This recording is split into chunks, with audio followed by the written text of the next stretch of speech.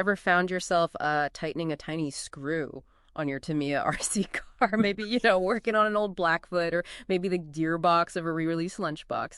And that little voice just pops into your head. Should I be adding some thread lock here? Yeah, it's a question I think pretty much every RC builder asks themselves at some point, especially with all the vibration these things go through. Exactly. It's fundamental. So for this deep dive, we've been looking into it. We've got, old Tamiya manuals, info on different thread locker types. And Tamiya's own stuff too. Yeah, it's a bit of a rabbit hole, honestly. It really is. And our goal today, our mission, if you like, is to kind of cut through that confusion. When, where, why use thread lock on your Tamiya build? Especially with those differences you see between the original kit manuals and the re-release instructions. That throws people off sometimes. Right. So consider this your shortcut, your express route to getting well informed on this. Okay, let's dive in then. Basics first. What exactly is this stuff, thread lock, and why do we even need it in RC cars? Good place to start.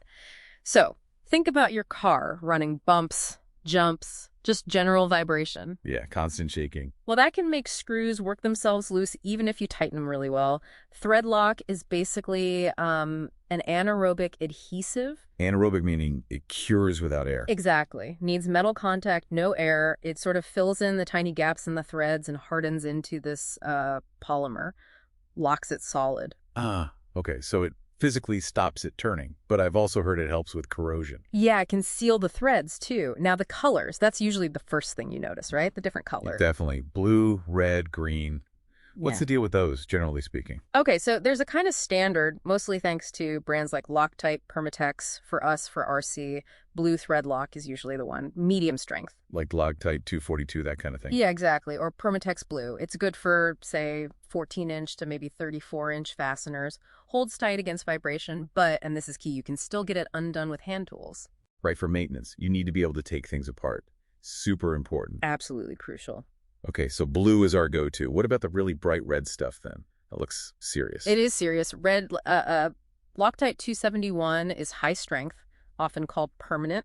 It's really meant for bigger bolts, like 38-inch and up. And getting it off. You usually need heat, like significant heat applied right to the fastener. For RC cars with all the plastic. Bad idea. You'd melt stuff. Yeah, very likely damage parts trying to get a red locked screw out. Yeah. Generally, just stay away from red for RC. Okay, clear warning there. Now, green.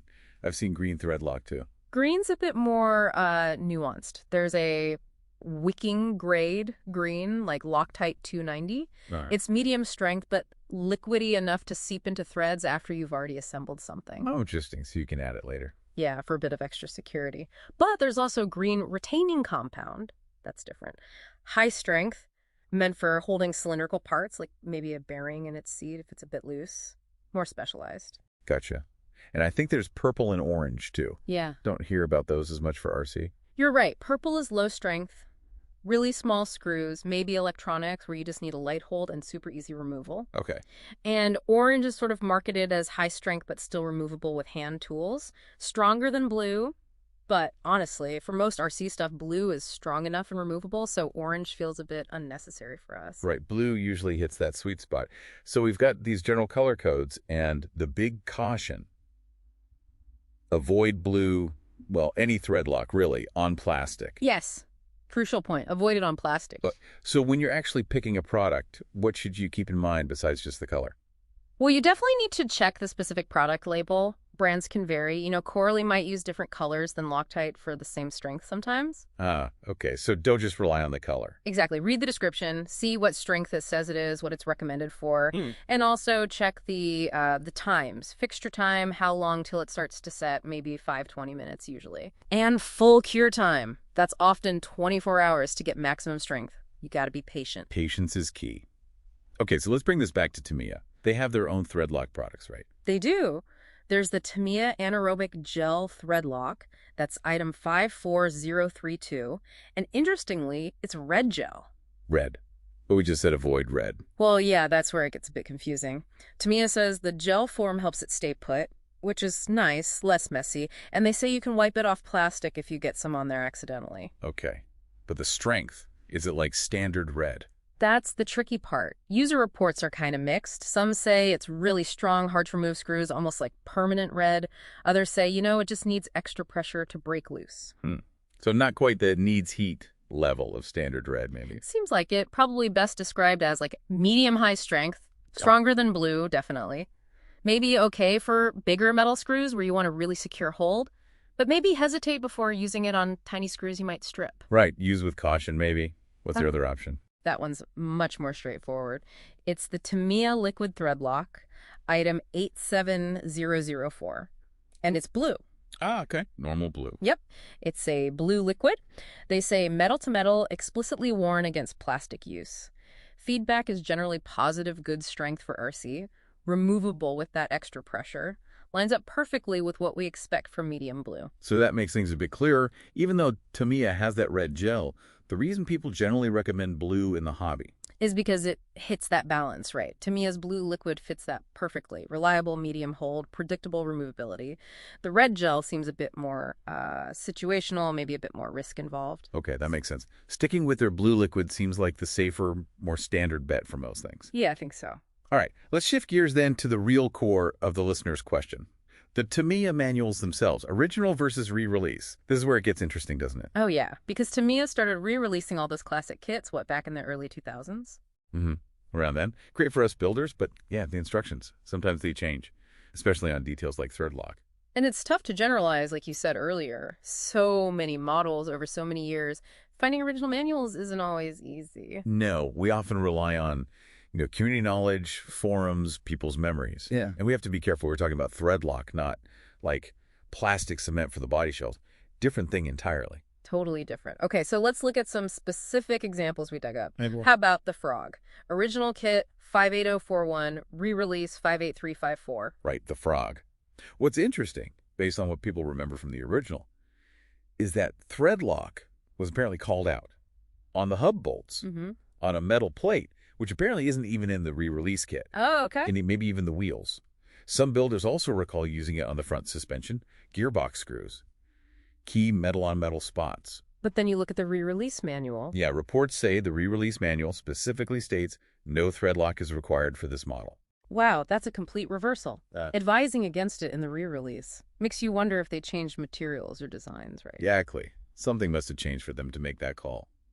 Okay, different classic. The Sand Scorcher.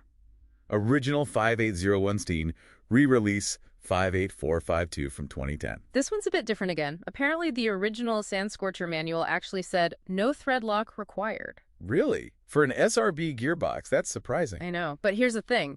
Experienced builders, people who know those SRBs inside out, they strongly advise using it, especially in that complex gearbox with all its metal parts. So the manual said one thing, but best practice was completely different. Community knowledge trumping the official word. Seems like it. And for the re-release manual, the info we found was a bit unclear on whether it mentions thread lock or not. So another inconsistency, or at least a question mark. Okay, how about the Hotshot? Original 58047, re-release 58391 from 2007. This one flips it again. We couldn't find solid info on the original manual's advice, but the 2007 re-release manual explicitly recommends liquid thread lock. It's even listed under items required for steps like attaching the mechanism box in the front bumper. Metal parts. So in this case, the re-release adds the recommendation, or at least makes it very clear. Opposite of the Frog. Exactly. They must have identified those spots as needing it. So just looking at these few examples, Frog, Scorcher, Hotshot, maybe not even getting deep into things like the Hornet or the Avante, which you'd expect to need thread lock with all its metal. Yeah, the Avante is loaded with metal. It shows there's no single trend. The manual advice evolved inconsistently. It really looks like Tamiya made decisions kit by kit. Probably based on redesigns, maybe different materials in the re-releases, or maybe fixing issues people found with the originals. Right. So the big takeaway for you listening is, don't assume. Don't assume a re-release manual is simpler or that thread lock is suddenly unnecessary. You really have to check each manual. Definitely. Sometimes it's added, sometimes removed, sometimes just different. Okay, so given that the manuals can be a bit all over the place, what are the solid, reliable best practices? What should you be doing when building any Tamiya, old or new, when it comes to thread lock? Right, let's boil it down. First, and we keep coming back to this, but for good reason, blue medium-strength thread lock is your workhorse. The go-to. Yes. Yeah. Tamiya's own blue liquid is a perfect fit here. It gives you that security against vibration, but you can still take things apart later. It's just the right balance for most RC applications. Makes sense. So where are the absolute must-use spots for this blue stuff? Think critical metal into metal, number one. Grub screws, those tiny set screws holding your pinion gear onto the motor shaft, absolutely. Drive cups, axle joints held by grub screws, yes. Blue thread lock is almost non-negotiable there. Yeah. Losing a pinion mid-run is not fun. Not fun at all. Then metal motor mounts, screws holding the mount to a metal chassis plate, or the motor screws going into the metal mount itself. Metal suspension parts, if you have metal arms, metal shock towers, metal links, where metal screws go into those metal parts. Metal gearbox casings. Right. Sealing up those metal gears. And even screws that go through plastic but thread into a metal nut on the other side. That's a metal-on-metal connection at the thread. Just be super careful not to get excess slop onto the plastic part itself. Good point. Need care there. And obviously, if the manual does call it out, like in that hotshot re-release example for the mech box or bumper, follow the manual. Okay, those are the yes areas. What about the absolutely not zones? Where should you never use it? Top of the list, can't say it enough. Screws going directly into plastic. Big no-no. Huge no-no. The chemicals in most thread lockers can attack the plastic, make it brittle, crack it, strip the threads out eventually. Just don't do it. Tamiya's own warning about wiping the red gel off plastic tells you everything. Right. Definitely avoid plastic threads. Anywhere else? Yeah, bearings. Standard thread lock is bad news for bearings. It can wreck the seals, get into the grease, make them bind up. So don't use it to hold a loose bearing. No. If a bearing is loose, you need a specific bearing retaining compound, usually green, designed for that job. That's a special case. Also, maybe be cautious on screws you adjust frequently. Like tuning screws. Yeah, maybe camber links or something. Blue is removable, but constantly doing and undoing it might lead to residue buildup or thread wear over time. Just something to consider. Okay, good points. So application technique. Any tips for actually putting it on? Cleanliness. Threads need to be clean, free of oil, grease, dirt, both the screw and the hole. Makes sense. Get a good bond. Then less is more. Usually just a small drop, maybe 1 or 2 drops on the first few threads of the screw is plenty. Don't need to coat the whole thing. No, definitely not. If it's a gel, like Tamiya's red, maybe just dipping the very tip is enough. And wipe off any excess immediately, especially if it gets near plastic. Crucial. And then let it cure. Yeah, give it the full 24 hours typically for max strength. Don't go run the car after 10 minutes. Right. Let it set properly. Okay, fast forward. Time for maintenance. How do you get these thread-locked screws out? For blue, including Tamiya's blue liquid, usually just steady pressure with the right size, good quality tool screwdriver, hex driver is enough. Use the right tool to avoid stripping the head. Okay, so blue comes out reasonably easily. What about that Tamiya red gel? That one can be tougher. Some say extra pressure works. Others find it really puts up a fight. Gentle, very localized heat might help on a stubborn one. Heat again. Yeah, tread carefully. Especially with small screws, you risk stripping the head or melting nearby plastic. It's a last resort, really. Use extreme caution if you try it. So that really reinforces sticking with blue where possible. It does. Standard high-strength red, the stuff that needs significant heat. Just avoid it altogether in RC. It's not practical or safe for most parts. Oh, and once you get a screw out, clean the old thread lock off the threads before you put it back in. Good practice. Yeah. Keeps things clean for next time. So it really boils down to using judgment, doesn't it? Even with RC safe products.